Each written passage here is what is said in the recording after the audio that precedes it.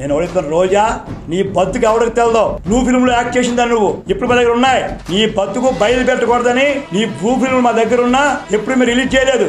అడుగుతున్నాను, 98లో మిర్యాలగూడ ఎలక్షన్స్ కి తెలుగుదేశం పార్టీ ప్రచారానికి వచ్చి నువ్వు ఎవరింటో పడుకున్నావు. నేను అక్కడ ఉన్నాను వేళ as a planning board chairman గా. ఎందుకు వచ్చావు? అవి మా పార్టీ మనిషి కావు. అప్పుడు యాక్టర్ ఎవరితో వచ్చావు చెప్పమంటావా? నువ్వు ఏ గెస్ట్ హౌస్ లో ఉన్నావా? రోజా నీ బతుకు ఇప్పమంటావా? రికార్డ్ డాన్స్ చేసుకునే నువ్వు, బ్లూ ఫిల్మ్ లో యాక్ట్ చేసే నువ్వు, కిరాయికి వెళ్ళిందని నువ్వు, ఎన్ని బ్లూ ఫిల్మ్ తీయాలి? ఎంతమందితో నువ్వు కాపురాలు చేసావు? ఎన్ని లాడ్జీల్లో పడుకున్నావు? ఎన్ని గెస్ట్ హౌస్లు తిరిగావు? నువ్వు ఎన్ని ఫ్లైట్ టెక్ దిగావు? నీ బతుకు ఒక బజారు బతుకు. పవన్ కళ్యాణ్ గారు స్వయంగా నన్ను హోటల్లో మెచ్చుకున్నారు. ఇది మా ఈ రోజా ఎపిసోడ్ అయిన తర్వాత ధైర్యంగా ఉండమన్నారు ఆయన నన్ను. పవన్ కళ్యాణ్ గారే అందరి సమక్షంలో, గంటా శ్రీనివాసరావు గారు, పల్లా శ్రీని గారు, వెలగపూడి రామకృష్ణ బాబు గారు, తర్వాత అందరూ ఉన్నాం, గన్నబాబు, అందరూ ఉన్నాం. అందరూ సమక్షంలో ఆయన నన్ను మెచ్చుకొని అభినందించి కౌగులించుకున్నారు.